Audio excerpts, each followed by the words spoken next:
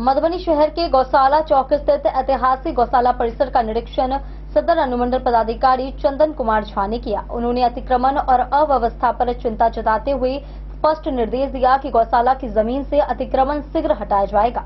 वहीं परिसर का उपयोग केवल गौपालन व धर्मार्थ कार्यों के लिए किया जाएगा। स्थानीय नागरिकों ने प्रशासन की इस पहल का स्वागत किया और सहयोग का आश्वासन दिया। मधुबनी शहर के गौशाला चौक स्थित ऐतिहासिक गौशाला परिसर का निरीक्षण रविवार को सदर अनुमंडल पदाधिकारी चंदन कुमार झा द्वारा किया गया। निरीक्षण के दौरान उन्होंने पाया कि लंबे समय से उपेक्षित इस गौशाला परिसर में भारी अनियमितताएं व्याप्त हैं। गौशाला की मूल भूमि का बड़ा हिस्सा अतिक्रमणकारियों द्वारा कब्जा कर लिया गया है, जिससे इसके अस्तित्व पर ही प्रश्न चिन्ह खड़ा हो गया है। अनुमंडल पदाधिकारी ने मौके पर ही स्पष्ट निर्देश देते हुए कहा कि अब से गौशाला का पूर्ण रूप से कायाकल्प किया जाएगा। उन्होंने आश्वस्त किया कि जितने भी लोग अवैध रूप से गौशाला की जमीन पर कब्जा किए हुए हैं, उन्हें प्रशासन द्वारा शीघ्र ही चिन्हित कर खाली कराया जाएगा।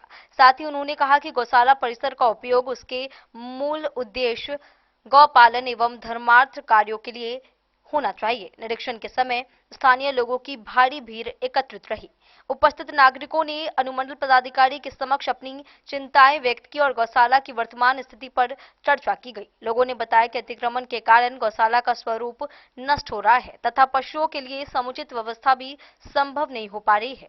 चंदन कुमार झा ने नागरिकों को आश्वस्त किया कि प्रशासन इस मामले पर पूरी गंभीरता से कार्रवाई करेगी।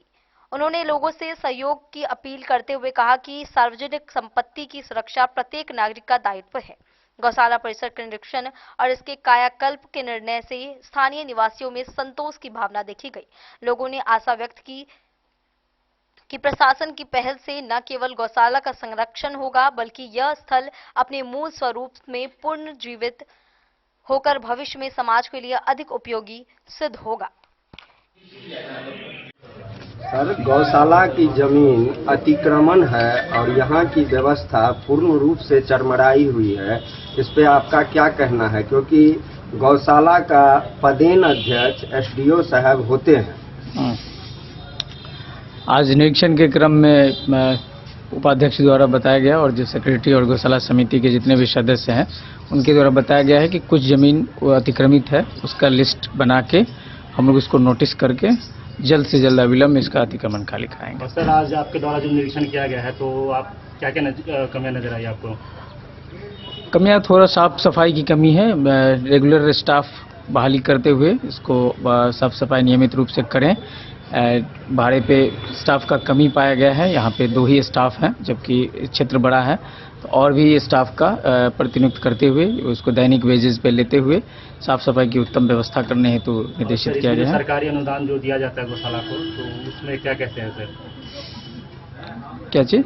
सरकारी अनुदान जो दिया जाता है गौशाला को के लिए, तो उसका सर सही से निर्वहन हो रहा है कि नहीं?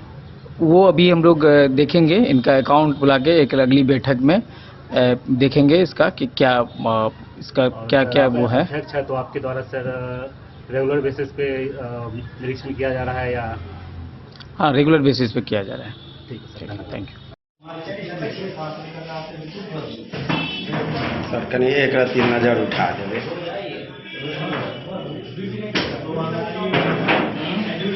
डेन न्यूज के लिए प्रवीण कुमार झा की रिपोर्ट।